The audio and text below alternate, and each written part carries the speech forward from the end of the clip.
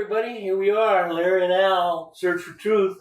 We have a guest today, Mr. Kirk Anderson. Yes. We're going to be having him chirping in here a little bit, but this is number 42, and we're going strong. And again, want to always shout out to Elijah, because without Elijah, there is no Larry and Al. That's right. There is no Search for Truth. There's no Search for Truth. So anyway, when we always come back to Search for Truth. So what's your truth? What's your truth about being here sitting between Larry and Al? Well, first of all, let's introduce him and tell him who he is. Well, he's Kirk Anderson. That's all we need to know. Used to be our principal when we used to work. Your co-worker, guys. He was our principal. We worked hand in hand. Yeah, and we started back 1990. Yeah. What year? 1990. 1990. I was counselor with Al. Yeah. Came from probation together too. Yeah. Because I came from probation was 76. That's when I came. But I remember you when we opened up at Santiago Park, mm-hmm. Yes. and you were the counselor at Joplin. That's how I got to know Kirk Anderson, because you were actually helping refer students, because we're trying to build our role. I used to tell everybody about that place, how it was the most unbelievable sight at the time that you two guys, I'll just never forget it, going into the log cabin, mm-hmm. and you'd walk in, and there were so many students, and there'd be you two running. I can't. It looked like 40, 50, just people outside, inside, coming in and out, and it was like the store with everything. Yeah, and you guys did it all, helping them with the jobs, helping them with the school, and it became the meeting place for students. That was a safe haven. So how did you get it? Because it was my brother-in-law. Was your brother-in-law? Yeah, we got it. We got it for what? I think it was like $7 a month or something like that. Yeah. And they had a rotary phone, and that's where we did all our calls, calling out the students, calling out the probation officers, dialing them up and say, "Where are you? How come you're not at school?" The reason what my thinking was, if we had sites, we went to the Garden Grove Library, right, and the place where your mother was at, the Garden, the Senior Citizen Center, Lewis Lake Senior Citizen Center, and so it didn't cost. What I was thinking, it didn't cost any money, so the county couldn't say no. Right. They couldn't say no. Because we went. Yeah. So we went. We was making ADA like crazy. We went to Garden Grove, and they had that room downstairs, so it was a conference room. So all you did is fill out the paperwork. There was no fee. It was a community room. In Westminster Library. Same we thing. We went everywhere. Boys and Girls Club up in Fullerton. Yeah. Boys and Girls Club in Stanton. Yeah, Stanton. So we had like 4, 5, 6 sites. One day we would go here. Yeah. The next day we would go there, and one of the things that we were very organized. Like I told Larry, don't throw away no paper. Yeah. Okay. Everything out of the back of our car. We have boxes, file boxes. Contracts. They did work. They did. You guys were the model, and before it was even considered models. Yeah. I mean, I remember going back and telling people, you have to see this. It's controlled chaos in a sense. You were organized, but there was just so much going on. Right. And there was no worry, though. You had probably 20 different rival gangs that came into that place. Where your location was. You were right in that center. Yeah. And it was just business as usual. It was an amazing place. I mean, it started off small, but we built it up, and you'd just be surprised. These kids would roll in, and we'd set those tables up, and a lot of times we had to wipe them all down because they had parties and stuff over the weekend, because that was like I said, community room. Well, I was a young counselor then, and you guys are like my role models, and I saw that. I thought, when we sit in meetings and we talk about how to service students, you had to go to them. You guys did everything. I mean, you guys knew the difference was work, and it was you got to take care of. They got family issues, and you guys knew how to balance the whole thing. Well, we go to their home. We did a lot of home visits too. We did a lot of home visits. Sit at their dining room tables. But the sad part about it is that instead of the fellow teachers working with us, nobody could believe you could do those things. Well, if you're motivated and you have a plan, you can do those things. Mm-hmm. And we start out at 6 o'clock in the morning. Oh yeah, we get there early. 6 o'clock in the morning. We didn't get out of there until about 3 o'clock. First stop, get the donut shop, get a couple dozen donuts, and lay them out. The kids come in, get their donut. We had And go kids to work. Get to work. FedExing their work to us. Yeah. You forgot about all this We stuff. meet kids at the Carl's Juniors, Jack in the Box, wherever. Yeah, he said, "Here's my homework." He came in the FedEx makes his delivered his homework. Man. Yeah, we had some stories. But see, this is what juvenile court schools was before they turned into alternative correctional ed. See, when you turn it alternative correctional ed, see, in the minds of the teachers, we want to be in the classroom. We want to deal with the classroom. Okay, but alternative juvenile court schools, the motto is you're going out, you're educating by whatever means necessary. Okay, and this is one of the biggest mistakes they made was going into alternative correctional ed because you had this misnomer that I'm going to be like a regular ed teacher teaching kids who don't go to school at the regular places. Yeah, and I'm going to try to teach them in an alternative ed situation. But see, you're not trained in your mind to do that. Okay, it's just like when you sent us up at the summit, right? And I went upstairs and everybody couldn't figure out what the hell we was doing up there. And I had more kids than you had. I had more kids than you had, and it was the little secretary came up. She was snitching and niching or whatever. And one day she told me, she said, "You don't deserve to make that much money." I said, "How do you know how much money I make?" Okay. That was the secretary? Yes, secretary. She said, "You don't deserve to make that much money." And I said, "How do you know how much money I make?" Okay. But with people, they're afraid of progress. Okay, and anything that looks different it can't be good. Look at our environment today. Okay, I mean, people are learning. Okay, no, we don't want to. No, we don't want that. We don't want that. We want the same old thing. Okay, but the same old thing is kicking your ass. Yep. Okay, and they're telling you, what they're telling you is that you guys are stupid to vote for us. Like, what does he say? I don't want a Department of Education. I want all you people to be dumb. Okay? And I'm saying to myself, yeah, man, you hear what the man saying to you? And then the other guy, Vagaswamy and Leon Musk talking about American, you guys are stupid and dumb, uneducated, and then you can't think, you can't do tech work. But you know what? It goes back to the union, the idea that, geez, I don't have to go to work, I'm still gonna get paid. Okay, they're gonna pay me. I'm still gonna, but see, when you don't have skin in the game, you lose. The only reason I was successful was because I had skin in the game. Hard work. I was raised up. You heard me talk about my Uncle Alton. Me and my cousins, my cousin BB, the one that just passed away in November. We used to sleep toe to face. Our bedroom wasn't even this big. It's half the size of this room, and we had a bed. We had a bed there. He and I slept toe to face. Alton Jr. slept on the pull-out rug. Okay, on Saturdays, he was a general contractor. We get up at 4:30 in the morning, fix up lunches, and we go and building houses. We're doing framing,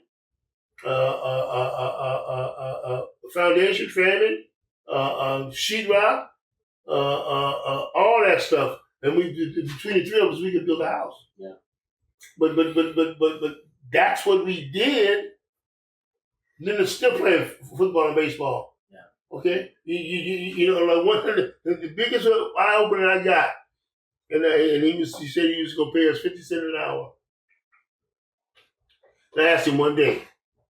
I said, "Uncle Alton, when you gonna pay me my money? When I'm gonna get paid?" You know what he said? How old were you when you asked him that? I was 17. He said, "I put clothes on your back, food in your belly, and a roof over your head. What else you want?" I shut my mouth. And I went out and started hustling. I got my own money. because I had to have money in my pocket. You see, but today we're talking about the millennials and the guys that are still living in the basement at the house. They're 30 years old. They're still there. Okay, and they expect them, and they expect the mom to fix them 3 meals a day, and they play Call of Duty. And I mean, but it went from my parents. My father, they grew up in the Depression. He went to college. He first wanted to go to college, and he took me out of San Diego, took me to Oakland, the Bay Area, and I got a chance to see. I was bicultural, and gave me things that he didn't have, and I get married to give my children things that I didn't have. Did he teach you that? Oh man, shit! My father, even though he was off center in his life. What do you mean by that? It means that he didn't. He went to Park and Recreations. Right. And then when the white guys came back after the war, he didn't have no job because he didn't have a degree. Okay, you got what I'm saying? I mean, and then like he used to tell me, he said they could make right wrong, wrong right. Okay, then he went down the hill from there. But he went to work when he was working at the Park and Rec, he did a whole bunch of things. You know, he was innovative and he ran good programs. But I used to tell him, you know, even when he was before he passed away, I told him, well, Dad, you need to go back and get your degree. You know, you need to just Phi Beta Kappa. I mean, he was a smart guy. Okay, but I told you about my mother. She was acute paranoid schizophrenic. So we didn't know all that time. I knew as part of my legacy, I had to take care of her, and I had to deal with it. I mean, she was extreme wacko. Okay, but like I told my dad, that's the reason. Did you know that Mildred this is what she was? And I fly up from before I got married. To fly up. From where were you at then? I was down in North Carolina. Oh, you're still there. I was in the Marine Corps, I got out of the Marine Corps. But I used to fly up to have meetings with her and her shrink. And one day the shrink she said to me, she said, "Where do you live at?" I said, "I live in Southern California." And she says, "About 40 miles away." She said, "That's not far enough." Because my mother was a very smart lady. You got to remember now. I want you to think about this. She graduated from high school at 16. She just turned 16. Her birthday was in March. She marries my father. She graduated in June. She marries my father in July. How old was she when she got married? She was 16. She just turned. Yeah, the marriage license over. I got the marriage license over here. She told him she was 18. Well, she was full grown. Okay, but I was born when she was 17. Okay, and then we moved out here when I was 8 months old, and she survived. She didn't have a college degree or nothing like that, but she survived, and she made my life. She took good care of me. I mean, the days that she was in that state, I had to deal with it. I remember when I came out from Vietnam. I was over my dad's house, and she came to the door the next day, cut my pants off my legs. And I'm thinking, I'm going to die here. I didn't die in Vietnam. I'm going to die here. Yeah. And she went through the trophies through my aunt's windows. But I was an only child. And I was not a weak child. Okay, she would say, "Baby, please come home," and all that kind of stuff. And I said, "No, I'm not coming home. I'm staying right here. Don't tell me. I'm right here. I'm doing my own life. Because if I'd have gone home, which home would have been where she was? Oakland, right. And she'd have took good. I'd have been sitting up there in a house like the guys sitting in the garage right now. Okay, I would have been able. I would have had a little part. Your life would be different. A little piece of job. Yeah. But they trained me early on to be independent. and that's what I am. And I train my daughters to be independent. Yeah, your daughters are very independent. But they don't mess around. But that's okay. Probably in a way, when Brenda and I got divorced, that was good for me in this regard. That I had to cut the apron strings. I had to let it go. I had to say that you guys are 18. You got to live your life. I can't hold it. How old was Kim when She was 6 years old. She was 6 years old when you got She was 6 years old, and she went through. Markel was a senior. Terry was a sophomore. Kim was in the second grade. But she went through Esperanza all by herself. The other two they had each other. They had each other. And then Markel graduated, went to Santa Barbara, and then Terry was there. There weren't too many black kids there. They were Six. I had 2 in my house. Yeah, 2 in the house. Out of the whole Esperanza class. In the whole school. The whole school. That's how I met. Yeah. The whole school. We always talk about them buying their house in Yorba Linda. I mean, Brenda still lives there. Yeah, she does live there. That's one of the best decisions I made when we got divorced. I went, we had the other property, and I said, "Wait, this is what we're gonna do. You guys are gonna stay here. I'm gonna move out. I'm moving out. I'm gone, and then we'll set it up. We'll set it up that way." Because of what I was thinking, I said it didn't make any sense. This is me thinking. It doesn't make any sense for him to move out.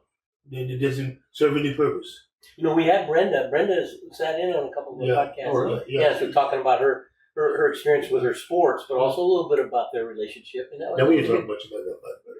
We didn't talk about that. Yeah, a little bit. He said she sat right here, and they didn't kill each other. There you go. That one. You did see that one? Yes. Yeah. Okay, you saw it. Yeah. But no. But everything's worked out really good over the years. Because we've been divorced for 46 years. And you were married how many? 17 and a half. Yeah. I was, I've been single longer than I was married. Yeah. And it happens that way, huh? And then people ask me, well, why didn't you get married again? I say, there's nobody out there that cares about me like I care about myself. So why should I get married again? I got 4 kids, a granddaughter, and I got 4 kids, and a nice relationship with my ex-wife. And my kids come over, watch movies, football, we'll order food. And you see the pictures of them all up there. Yeah, Markel just she's traveling. Y'all travel. Y'all just go and do what they want to do. And she's the only one that was married, and then she lost her husband, and that was shocking. That was devastating. Oh man, it hurt the whole. How long they weren't married with? 11 months. 11 months. Yeah, I knew it wasn't very long. Yeah. But anyway, she took her a minute to get over it. Yeah, of course. And took her a minute for almost to get over it. Yeah, I was shocked. And because his dad used to be coach at Troy High School, basketball coach at Troy High School. What was his name? His name was last name. Okay. He used to be coach. Got it. But because I remember him, as I did my student teaching. Yeah. I remember him, and one of the nicest men I remember. Yeah. I have a lot of mentor teachers and a good group of male teachers that I bonded with. But he stood out as probably the kindest, nicest. Yeah, he was very. And so his son was. Yeah, I had coached his when we first moved out here. I coached his oldest boy in Little League.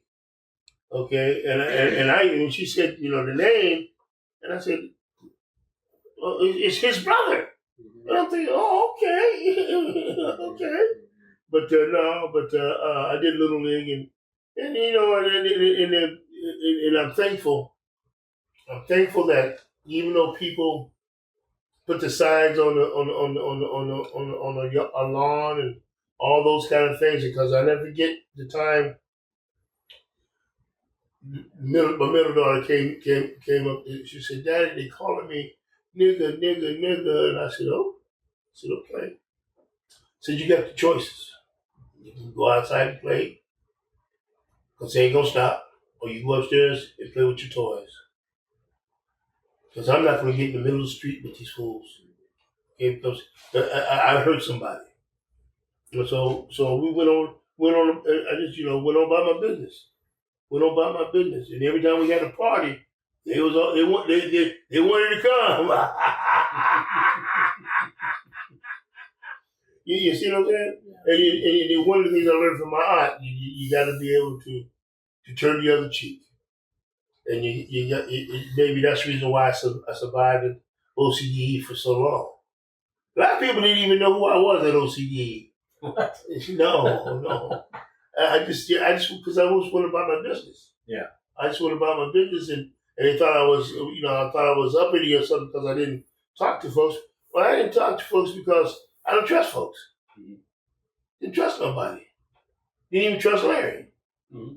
Well, even though we worked together, I chose him to work with me, but he did a good job, and as long as we could have a good working relationship, that's all I needed. Mm-hmm. Okay, and we did the things for kids. Yeah. We did the things for kids. That was no problem. Because we spent a lot of these podcasts talking about our experiences with the students and their philosophies and how we kind of just tried to work with them a certain way and help them kind of where they were at and help them get where they wanted to. Yeah. And just think of all those students that you guys served. They were watching you all the time. Yeah. You were their role models. You guys knew it. That was the big difference. Is you watched how you were very careful about how you worked together because you knew they were going to see this and take it out. You know how many we graduated from 2000 to 2015? You remember we had the big warehouse thing over there? Mm-hmm. Okay, how many kids? I was there many times. How many kids you think we graduated from 2000 to 2015 when I retired? Give me a ballpark figure. I'm thinking maybe 600. 775. That was close. Okay, but think about what we graduated before then. Well, when our first graduation at the park, Sunday Park, we had five students. There were 5 students, and we had one of the kids. 7. We had 7 students. Was it 7? And they catered it and everything. Warren Marsh came, and he was so nervous he was sitting there. But we had we set this whole graduation up. But how many did we end up doing just Operation Success? We had about, I think 1,000. Yeah, we had easily 1,000 because then we could use the GED as electives, and if kids pass the GED, they take care of the electives, and then we need to give them the required courses they can graduate. Right. That cut it down a little bit there, or the regular situation. Or that was before the Casey. So what we do is we give them, in order for them to graduate, whatever district they were in, we gave them the district test. Mm-hmm. So that would follow. They passed the test, the district test, and all the other requirements to graduate. Because I covered all the bases, and I kept all the paperwork. I told Larry, don't throw nothing away, okay? Because when they came into, I remember when Peshkoff, it was breaking up the program. And see, and they couldn't. The thing that they couldn't figure out why and how we did what we did, and the dumbass teachers didn't realize we was making so much money, we was paying for them we was keeping their jobs. Okay? But it's not what they thought education should be. Okay? And I remember I told Larry, I told Peshkoff, I said, well,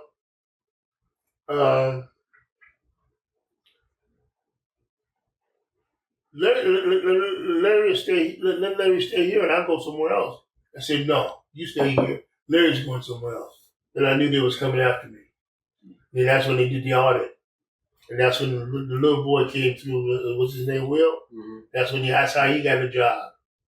And he came through, and we had all the boxes. So I don't think they ever found anything because we had. They didn't find zero. Yeah, we had contracts. He said, "I can't believe it." Work samples. You guys got everything. Mm-hmm. And then they sent me over to Yale. I was there too. Yeah, they sent me over to Yale, and then when the Yale started turning to shit because they had all the weak ass suckers there.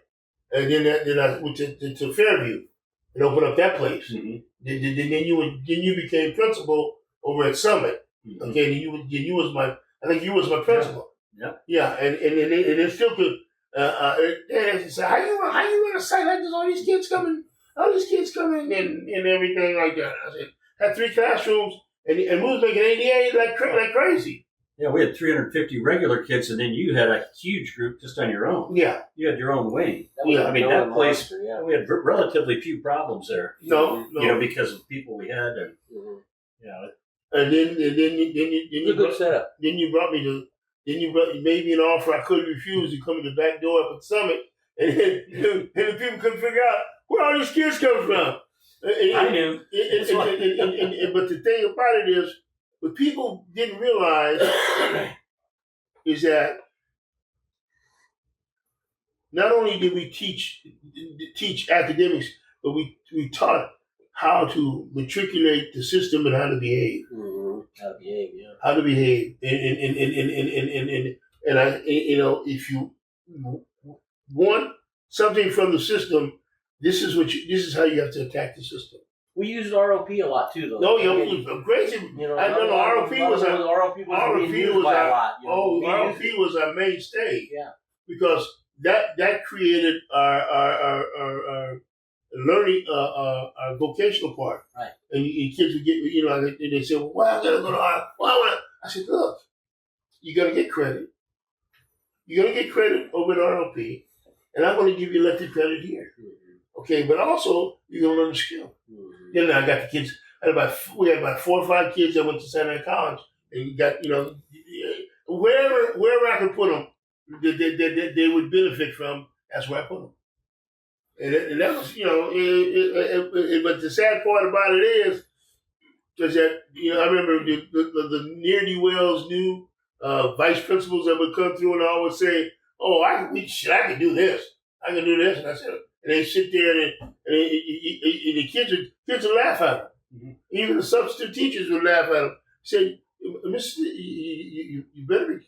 And I used to tell them, I said, do not mess with the substitute teachers because they don't know you and they're going to jack your ass up. Okay? Because if people say, I'd sit in my desk and they said, oh, I just sit here at the desk and blah, blah, blah.